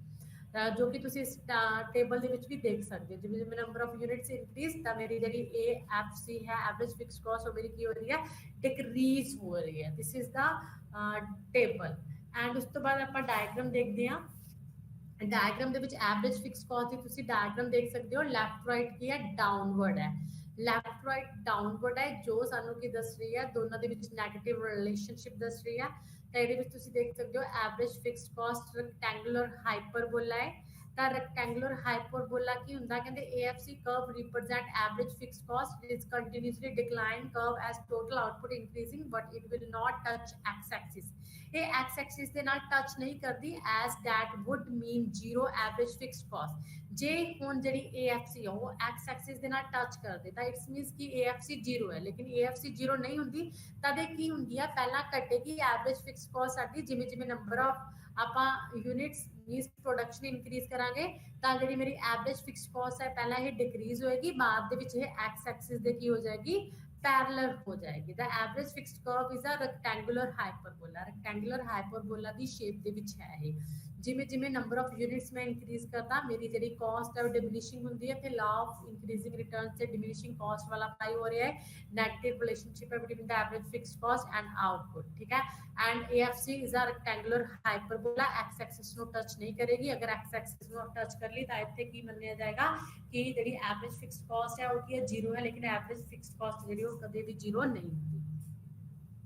and the next is the average variable cost कहते average variable cost is per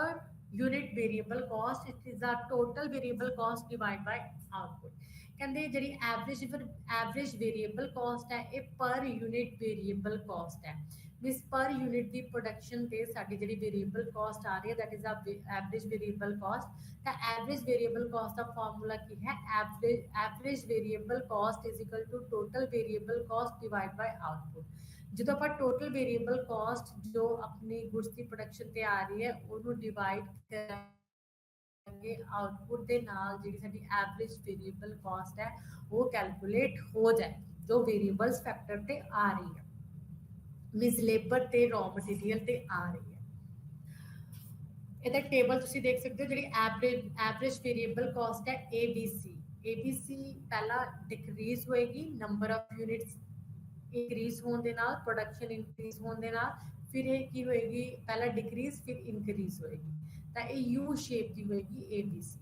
ਤਾਂ ਤੁਸੀਂ ਇੱਥੇ ਦੇਖ ਸਕਦੇ ਹੋ ਯੂਨਿਟਸ ਆਫ ਆਊਟਪੁੱਟ ਦਿਖਾਏ ਹੋਏ ਨੇ ਐਂਡ ਟੋਟਲ ਵੇਰੀਏਬਲ ਕਾਸਟ ਦਿਖਾਈ ਹੋਈ ਆ ਤੇ ਐਵਰੇਜ ਵੇਰੀਏਬਲ ਕਾਸਟ ਦਿਖਾਈ ਹੋਈ ਆ।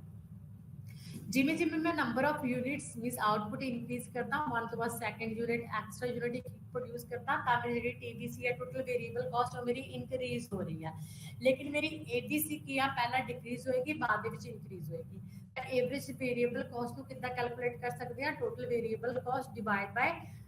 Units of output. ठीक है, तो इतने यूनिट्स ऑफ आउटपुट पहला एक यूनिट प्रोड्यूस कर रहे हैं 1, ਤਾਂ ਉੱਥੇ ਵੇਰੀਏਬਲ ਕਾਸਟ ਮੇਰੀ ਉਸ ਤੇ ਕਿੰਨੀ ਆ ਰਹੀ ਹੈ 10 ਆ ਰਹੀ ਹੈ, ਤਾਂ ਐਵਰੇਜ ਵੇਰੀਏਬਲ ਕਾਸਟ ਹੋਏਗੀ ਇੱਕ ਯੂਨਿਟ ਤੇ ਕਿੰਨੀ ਆਏਗੀ 10 divide by 1 is equal to 10। ਉਸ ਤੋਂ ਬਾਅਦ ਸੈਕੰਡ ਯੂਨਿਟ ਇੱਕ ਹੋਰ ਯੂਨਿਟ ਪ੍ਰੋड्यूस ਕੀਤਾ ਤਾਂ ਉਸ ਤੇ ਜਿਹੜੀ ਵੇਰੀਏਬਲ ਕਾਸਟ ਹੈ ਇਨਕਰੀਜ਼ ਹੋ ਕੇ 18 ਆ ਜਾਏਗੀ, ਤਾਂ ਐਵਰੇਜ ਵੇਰੀਏਬਲ ਕਾਸਟ ਉਸ ਕੱਲੇ ਸੈਕੰਡ ਯੂਨਿਟ ਦੀ ਜਿਹੜੀ ਕਾਸਟ ਹੈ ਐਵਰੇਜ ਉਹ ਕਿੰਨੀ ਆ ਜਾਏਗੀ 18 divide by 2 is equal to 9। ਉਸ ਤੋਂ ਬਾਅਦ ਥਰਡ ਯੂਨਿਟ ਇੱਕ ਹੋਰ ਗੁੱਡ ਨੂੰ ਪ੍ਰੋड्यूस ਕੀਤਾ ਤਾਂ ਉਹ ਤੇ ਮੇਰੀ ਜਿਹੜੀ ਐਵਰੇਜ ਟੋਟਲ ਵੇਰੀਏਬਲ ਕਾਸਟ ਉਹ ਇਨਕਰੀਜ਼ ਹੋ ਕੇ 24 and average variable cost 24 divide by 3 is equal to 8। Means ਜਿਵੇਂ ਜਿਵੇਂ ਮੈਂ ਨੰਬਰ ਆਫ ਯੂਨਿਟਸ ਜ਼ਿਆਦਾ ਪ੍ਰੋड्यूस ਕਰਦਾ ਜਾ ਰਿਹਾ ਮੇਰੀ TBC ਇਨਕਰੀਜ਼ ਹੁੰਦੀ ਜਾ ਰਹੀ ਹੈ ਐਂਡ ਮੇਰੀ ABC ਡਿਕਰੀਜ਼ ਹੁੰਦੀ ਜਾ ਰਹੀ ਹੈ 6.3 ਤੱਕ। ठीक है, 6.3 तक मीन्स 6 यूनिट तक मेरी जी एवरेज वेरिएबल कॉस्ट है वो मेरी डिक्रीज हो रही है, क्योंकि इतने भी किया law of increasing return apply ਹੋ ਰਿਹਾ ਜਿਹਦੇ ਕਰਕੇ ਮੇਰੀ ABC ਕੀ ਹੈ ਡਿਕਰੀਜ਼ ਹੋ ਰਹੀ ਹੈ। ਐਂਡ ਉਸ ਤੋਂ ਬਾਅਦ ਕਹਿੰਦੇ ਕੀ ਹੈ ਇੱਥੇ ਕਹਿੰਦੇ ਕਿਉਂਕਿ ਪ੍ਰੋਪਰ ਯੂਟਿਲਾਈਜੇਸ਼ਨ ਆਫ ਰਿਸੋਰਸਿਸ ਹੋ ਚੁੱਕੀ ਹੈ 6 ਯੂਨਿਟ ਤੱਕ। ਉਸ ਤੋਂ ਬਾਅਦ ਮੈਂ ਜੇ ਅਗਰ ਵੇਰੀਏਬਲਸ ਫੈਕਟਰ ਨੂੰ ਇਨਕਰੀਜ਼ ਕਰੂੰਗਾ ਤਾਂ ਮੇਰੀ ਕਾਸਟ ਵਧੇਗੀ, ਤਾਂ ਮੇਰੀ ਜਿਹੜੀ ਟੋਟਲ ਵੇਰੀਏਬਲ ਕਾਸਟ ਦੇ ਵਿੱਚ ਇਨਕਰੀਜ਼ ਹੋਣ ਦੇ ਨਾਲ ਜਿਹੜੀ ਐਵਰੇਜ ਵੇਰੀਏਬਲ ਕਾਸਟ ਹੈ ਉਹ ਵੀ ਪਰ ਯੂਨਿਟ ਕਾਸਟ ਉਹ ਵੀ ਮੇਰੀ ਕੀ ਹੋਣੀ ਸਟਾਰਟ ਹੋ ਜਾਏਗੀ ਇਨਕਰੀਜ਼ ਹੋਣੀ ਸਟਾਰਟ ਹੋ ਜਾਏਗੀ। ਇੱਥੇ ਲਾ ਆਫ ਡਿਮਿਨਿਸ਼ਿੰਗ ਰਿਟਰਨਸ ਤੇ ਇਨਕਰੀਜ਼ਿੰਗ ਕਾਸਟ ਵਾਲਾ ਲਾ ਹੈ ਜਿਹੜਾ ਉਹ ਅਪਲਾਈ ਹੋਏਗਾ 7th ਤੇ 8th ਯੂਨਿਟ ਦੀ ਪ੍ਰੋਡਕਸ਼ਨ ਦੇ ਵਿੱਚ। ਠੀਕ ਹੈ, ਕਿਉਂਕਿ ਇੱਥੇ over utilisation of fixed resources ਹੋਏਗੀ ਜਿਹਦੇ ਕਰਕੇ ਐਵਰੇਜ वेरिएबल कॉस्ट भी मेरी की होने लग जाएगी इनक्रीज होने लग जाएगी जिवें जिवें मैं आउटपुट इनक्रीज करूँगा। ਤਾਂ ਪਹਿਲਾਂ ਤਾਂ ਆਊਟਪੁੱਟ ਇਨਕਰੀਜ਼ ਹੋਣ ਦੇ ਨਾਲ ABC ਡਿਕਰੀਜ਼ ਹੋਏਗੀ, ਤਾਂ ਇੱਥੇ ਲਾ ਆਫ ਡਿਮਿਨਿਸ਼ਿੰਗ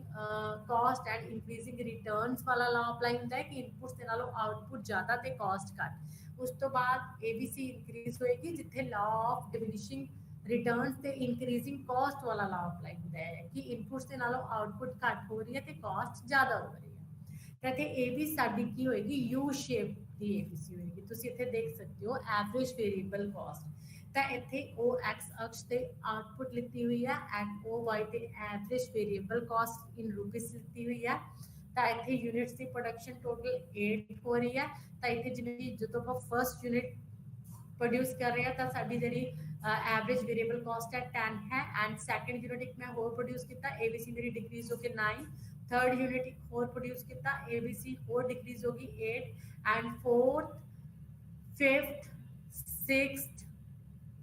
सिक्स यूनिट तक जी मेरी ABC है वो डिक्रीज हो रही है। 6 तो बाद अगर मैं 7th यूनिट प्रोड्यूस करदा तो मेरी जी ABC है मेरी इनक्रीज हो रही है, तो 6 यूनिट की प्रोडक्शन ते तक जी मेरी ABC कर्व है की होगी डिक्रीज होएगी लैफ्ट राइट डाउनवर्ड होएगी एंड 6 यूनिट की प्रोडक्शन तक मेरी ABC की होएगी मिनिमम होएगी जिथे ABC मेरी घट तो घट है 6.3 है। अगर उस तो बाद भी मैं 7th यूनिट की प्रोडक्शन करता तो मेरी ABC की हो जाएगी इंक्रीज हो जाएगी एंड अगर मैं और एक 8th यूनिट की प्रोडक्शन करता तो मेरी ABC की होनी स्टार्ट हो जाएगी और इंक्रीज हो जाएगी विद अपवर्ड जानी स्टार्ट हो जाएगी। पहले मेरी ABC लेफ्ट राइट डाउनवर्ड जाएगी क्योंकि नंबर ऑफ यूनिट्स ज्यादा प्रोड्यूस करने के नाल मेरी एवरेज कॉस्ट डिक्रीज हो रही है एंड उस तो बाद 1.6 यूनिट की प्रोडक्शन पे मिनिमम जिथे प्रॉपर यूटिलाइजेशन ऑफ रिसोर्सेज हो रही है, उस तो बाद ओवर यूटिलाइजेशन ऑफ रिसोर्सेज जिथे करके diminishing returns and increasing cost input दे नाल आउटपुट घट होएगी ते अपनी कॉस्ट बढ़ेगी जिथे थ्रू ABC किया लेफ्ट राइट अपवर्ड जानी स्टार्ट हो जाएगी मीनस ਜਿਹਦੇ ਥਰੂ ਆਪਣੀ ਪ੍ਰਾਈਸਿਸ ਹਾਈ ਹੋਣਗੀਆਂ ਜਿਵੇਂ ਜਿਵੇਂ ਆਪਾਂ ਨੰਬਰ ਆਫ ਯੂਨਿਟਸ ਵਧਾਵਾਂਗੇ ਕਾਸਟ ਇਨਕਰੀਜ਼ ਹੋਏਗੀ ਤਾਂ ਇੱਥੇ ABC ਕੀ ਹੈ ਯੂ ਸ਼ੇਪ ਦੀ ਹੈ ABC ਪਹਿਲਾਂ ਕੱਟੇਗੀ ਉਸ ਤੋਂ ਬਾਅਦ ਇੱਕ ਪੁਆਇੰਟ ਤੱਕ ਵਧਣੀ ਸਟਾਰਟ ਹੋ ਜਾਂਦੀ ਹੈ ਜਿੱਥੇ ਆਪਾਂ ਨੰਬਰ ਆਫ ਜਿਹੜੇ ਯੂਨਿਟਸ ਨੇ ਜਦੋਂ ਜ਼ਿਆਦਾ ਪ੍ਰੋਡਿਊਸ ਕਰਦੇ ਹਾਂ ਦਿਸ is the shape of ABC you shape and उस तो बाद अपना एवरेज टोटल कॉस्ट जिवें कि तुहानू दस्सिया ही है कि relationship between the average fixed and average variable cost जो आप एवरेज फिक्स्ड कॉस्ट ते एवरेज वेरिएबल कॉस्ट का प्लस करांगे तां सानू जिहड़ी एवरेज कॉस्ट है वो मिल जाएगी average cost is a per unit production cost एक यूनिट की प्रोडक्शन ते जो कॉस्ट आ रही है that average cost and fixed resources ते जो कॉस्ट आ रही है average fixed cost and variables factors से जो cost आ रही है that is the average variable cost एक good the production the cost is the average cost ਤੁਸੀਂ ਇਸ ਟੇਬਲ ਦੇ ਵਿੱਚ ਦੇਖ ਸਕਦੇ ਹੋ average cost ਤਾਂ units of output ਦਿਖਾਇਆ ਹੈ average fixed cost ਦਿਖਾਈ ਹੋਈ ਹੈ average variable cost ਦਿਖਾਈ ਹੋਈ ਹੈ ਤੇ average cost ਦਿਖਾਈ ਹੈ AC ਦਿਖਾਈ ਹੋਈ ਹੈ ਤੇ ਇੱਥੇ ਤੁਸੀਂ ਦੇਖ ਸਕਦੇ ਹੋ ਜਿਹੜੀ units of output ਹੈ ਪਹਿਲਾਂ 1 ਪ੍ਰੋਡਿਊਸ ਕਰ ਰਹੇ ਹਾਂ average variable fixed cost ਹੈ ਜਿਹੜੀ ਆਪਣੀ 10 ਹੈ एवरेज वेरिएबल कॉस्ट अपनी 10 है एंड एवरेज कॉस्ट अपनी 20 है उस तो बाद जिवें जिवें नंबर ऑफ यूनिट्स आप ज़्यादा प्रोड्यूस करते जा रहे हैं AFC साडी की हो रही है जिवें कि आपने पिछे देखे ही है AFC साडी की हो रही है डिक्रीज हो रही है rectangular hyperbola average fixed cost घटेगी जिवें जिवें आप नंबर ऑफ यूनिट्स की ज़्यादा प्रोडक्शन करेंगे तो दूसरी साइड ABC साडी की होएगी पहला डिक्रीज होएगी बाद दे विच इंक्रीज होएगी जो कि तुसीं इस टेबल दे विच देख सकते हो ABC पहला डिक्रीज हो रही है बाद दे विच इंक्रीज हो रही है तो AC दोनों का सम अप है 10 plus 10 20 5 plus 9 14 and 3.38 plus 8 11.3 means कदों तक अपनी AC है जी घट रही है 8 पॉइंट तक घट रही है जिथे अपनी एवरेज कॉस्ट 8 है मीन 6 यूनिट्स जी है आप जो प्रोड्यूस करते हैं तो उत्थे एवरेज फिक्स्ड कॉस्ट मेरी 1.7 है एंड एवरेज वेरिएबल कॉस्ट मेरी 6.3 है एंड मेरी एवरेज कॉस्ट मिनिमम है AC मेरी 8 है उस तो बाद 7 यूनिट प्रोड्यूस करते हैं मेरी जी फिक्स्ड कॉस्ट है 1.4 एवरेज वेरिएबल कॉस्ट 6.6 एंड मेरी एवरेज कॉस्ट फिर सेम है 8 है कॉस्ट के कोई भी चेंज नहीं का कॉन्स्टेंट कॉस्ट है उस तो बाद जब मैं 8th यूनिट की प्रोडक्शन की तो उसके नाल मेरी जी AFC है वो घट है लेकिन मेरी ABC बढ़ गई 7.8 ABC इंक्रीज हो रही है जिदे नाल जी मेरी एवरेज कॉस्ट है वो भी की हो जाएगी इंक्रीज हो जाएगी 8 गुड़ की प्रोडक्शन पे एवरेज कॉस्ट इंक्रीज हो गई 8 to 9 हो जाएगी तो इतने कह सकते हैं कि AC है जी वो पहला मेरी डिक्रीज होएगी जो मैं नंबर ऑफ यूनिट्स ने ज़्यादा प्रोड्यूस करूँगा तो एक पॉइंट तो आके मेरी वो मिनिमम हो जाएगी तो उस तो बाद मेरी इंक्रीज होना स्टार्ट हो जाएगी क्योंकि एवरेज वेरिएबल कॉस्ट मेरी इंक्रीज होने लग गई है ठीक है तो एवरेज फिक्स कॉस्ट जितनी घट रही है वो कंपैरिजन एवरेज वेरिएबल कॉस्ट ज़्यादा इंक्रीज हो रही है जिसके करके की है एवरेज कॉस्ट मेरी इंक्रीज हो रही है this is the relationship between the AFC ABC and AC तो इतने की AC की शेप की होएगी AC मेरी एवरेज कॉस्ट की होएगी U शेप दी होएगी तो एवरेज कॉस्ट तुसी देख सकते हो एवरेज कॉस्ट की शेप तो इतने देखो एवरेज कॉस्ट पहला डिक्रीज हो रही है मीन्स की लेफ्ट राइट डाउनवर्ड है एंड उस तो बाद की अपवर्ड है ये इंक्रीज दस रही है एवरेज कॉस्ट तो AC पहला डिक्रीज होएगी जिमें जिमें नंबर ऑफ यूनिट्स इंक्रीज करांगे तो एक पॉइंट आके मिनिमम हो जाएगी तो उस तो बाद AC इंक्रीज होना स्टार्ट हो जाएगी एवरेज कॉस्ट क्योंकि अपना जो है कॉस्ट बढ़नी स्टार्ट होगी ठीक है फुल यूटिलाइजेशन ऑफ रिसोर्सेज दी होने करके ओवर यूटिलाइजेशन होने करके इनपुट से नालों आउटपुट घट है कॉस्ट ज़्यादा है जिसके करके AC अपनी इंक्रीज होगी तो AC is the U shaped curve तो why is the short run average cost U shaped curve तो आप इतने क्वेश्चन ये राइज होता है why is an average cost curve U shape ਜਿਹੜੀ AC ਹੈ ਇਹ U shape ਦੀ ਕਿਉਂ ਹੈ ਕਹਿੰਦੇ short run average cost curve U shape ਦੀ ਹੁੰਦੀ ਆ ਕਹਿੰਦੇ it falls downward initially ਕਹਿੰਦੇ ਇਹ ਬਹੁਤ ਜਲਦੀ fall ਹੋ ਜਾਂਦੀ ਹੈ ਤੇ ਮਿਨੀਮਮ ਪੁਆਇੰਟ ਤੇ ਪਹੁੰਚ ਜਾਂਦੀ ਹੈ ਤੇ ਉਸ ਤੋਂ ਬਾਅਦ ਫਿਰ ਕੀ ਹੋ ਜਾਂਦੀ ਹੈ ਅਪਵਰਡ ਸ਼ਿਫਟ ਹੋ ਜਾਂਦੀ ਹੈ AC ਕਹਿੰਦੇ first reason is interaction of average fixed cost and average variable cost ਤੁਸੀਂ ਇਸ ਡਾਇਗਰਾਮ ਦੇ ਵਿੱਚ ਦੇਖ ਸਕਦੇ ਹੋ ਕਿ ਜਿਹੜੀ ABC ਆ ਉਹ ਕੀ ਆ ਪਹਿਲਾਂ ਡਿਕਰੀਜ਼ ਹੋ ਰਹੀ ਹੈ एंड AFC भी पहला डिक्रीज हो रही है AC भी पहला डिक्रीज हो रही है ਜਿਹੜੀ AC ਆ ਇੰਕਰੀਜ਼ਿੰਗ ਰੇਟ ਦੇ ਨਾਲ ਇੰਕਰੀਜ਼ ਹੋ ਰਹੀ ਹੈ AFC ਡਿਕਰੀਜ਼ ਹੋ ਰਹੀ ਹੈ ਬਾਅਦ ਦੇ ਵਿੱਚ ਰੈਕਟੈਂਗੂਲਰ ਹਾਈਪਰਬੋਲਾ ਮੀਨਸ ਉਹ ਪੈਰਲਲ ਹੋ ਰਹੀ ਹੈ ਐਕਸ ਐਕਸਿਸ ਨੂੰ ਟੱਚ ਨਹੀਂ ਕਰ ਰਹੀ ਤਾਂ ਉਸ ਤੋਂ ਬਾਅਦ ਕਹਿੰਦੇ ਜਿੱਥੇ AVC AFC ਨੂੰ ਕੱਟ ਕਰ ਰਹੇ ਨੇ ਤਾਂ ਉੱਥੇ AVC इंक्रीज हो रही है, AFC डिक्रीज हो रही है। उस तो पॉइंट बाद ए पॉइंट ते AC मिनिमम है ਤੇ ABC ਇਨਕਰੀਜ਼ ਹੋ ਰਹੀ ਹੈ, AFC ਫਿਰ ਵੀ ਡਿਕਰੀਜ਼ ਹੋ ਰਹੀ ਹੈ। ਜਿਵੇਂ ਜਿਵੇਂ ਨੰਬਰ ਆਫ ਯੂਨਿਟਸ ਨੂੰ ਜ਼ਿਆਦਾ ਪ੍ਰੋਡਿਊਸ ਕਰਾਂਗੇ, AFC ਸਾਡੀ ਡਿਕਰੀਜ਼ ਹੋਏਗੀ, ABC ਪਹਿਲਾਂ ਡਿਕਰੀਜ਼ ਹੋਏਗੀ, ਬਾਅਦ ਦੇ ਵਿੱਚ ਇਨਕਰੀਜ਼ ਹੋਣਾ ਸਟਾਰਟ ਹੋ ਜਾਏਗੀ। AC is the sum of AFC and ABC। ਹੁਣ ਦੇਖੋ ABC ਡਿਕਰੀਜ਼ ਹੋ ਰਹੀ ਹੈ, ABC ਇਨਕਰੀਜ਼ ਹੋ ਰਹੀ ਹੈ, AFC ਡਿਕਰੀਜ਼ ਹੋ ਰਹੀ ਹੈ। ਲੇਕਿਨ ਜਦੋਂ AFC ਡਿਕਰੀਜ਼ ਹੋਈ ਆ, ਉਹਦੇ ਵਿੱਚ ਜੋ ਚੇਂਜ ਹੈ ਉਹ ABC ਦੇ ਨਾਲੋਂ ਘੱਟ ਹੈ। AFC डिक्रीजिंग रेट ਦੇ ਨਾਲ डिक्रीज हो रही है, लेकिन ABC इंक्रीजिंग रेट ਦੇ ਨਾਲ इंक्रीज हो रही है। अगर AFC 2% डिक्रीज हो रही है तो ABC 4% इंक्रीज हो रही है। तो एवरेज वेरिएबल कॉस्ट ज्यादा इंक्रीज होने करके जी मेरी AC की होगी अपवर्ड शिफ्ट होगी, क्योंकि AC दोनों का की है सम अप है। तो AC ਤੇ AF ਦੇ ਨਾਲੋਂ ਜ਼ਿਆਦਾ ਇਫੈਕਟ ਕਿਸ ਚੀਜ਼ ਦਾ ਪੈ ਰਿਹਾ, ABC ਦਾ ਪੈ ਰਿਹਾ। ਤਾਂ ਇਹਦੇ ਕਰਕੇ ਜਿੱਥੇ AC ਮਿਨੀਮਮ ਹੈ, ABC इंक्रीजिंग रेट ਦੇ ਨਾਲ इंक्रीज हो रही है एंड AFC डिक्रीजिंग रेट ਦੇ ਨਾਲ डिक्रीज हो रही है, ਜਿਹਦੇ ਕਰਕੇ ਸਾਡੀ ਜਿਹੜੀ AC ਉਹ ਵੀ ਕੀ ਹੋਗੀ, ਅਪਵਰਡ ਹੋਣੀ ਸਟਾਰਟ ਹੋਗੀ। ਕਹਿੰਦੇ interaction of the average variable cost and fixed cost ਦੇ ਵਿੱਚ ਕੀ ਹੈ, ਡਿਫਰੈਂਸ ਹੈ। ਠੀਕ ਹੈ, ਪਹਿਲਾਂ ਤਿੰਨੇ ਫਾਲ ਹੋਣਗੇ, ਬਾਅਦ ਦੇ ਵਿੱਚ ABC ਇੰਕਰੀजिंग रेट ਦੇ ਨਾਲ ਇੰਕਰੀਜ਼ ਹੋਏਗੀ, AFC ਘੱਟ ਡਿਕਰੀਜ਼ ਹੋਏਗੀ। ਤੇ ਉਸ ਤੋਂ ਬਾਅਦ ਕੀ ਹੈ, applications of the law of variable proportion. ਕਹਿੰਦੇ ਕਿਉਂਕਿ ਇੱਥੇ ਕੀ ਹੈ, law of variable proportion apply ਹੁੰਦਾ ਹੈ ਇਨ ਦਾ ਕੇਸ ਆਫ AC। ਪਹਿਲਾਂ ਤਿੰਨਾਂ ਦੇ ਕੇਸਿਸ ਦੇ ਵਿੱਚ ਕੀ ਹੋਣਗੇ, increasing returns and diminishing caste ਹੋਏਗੀ। ਤਾਂ ਤਿੰਨੇ ਕਰਵਸ ਡਾਊਨ ਜਾਣਗੀਆਂ। ਫਿਰ ਉਸ ਤੋਂ ਬਾਅਦ ਕੀ ਆ,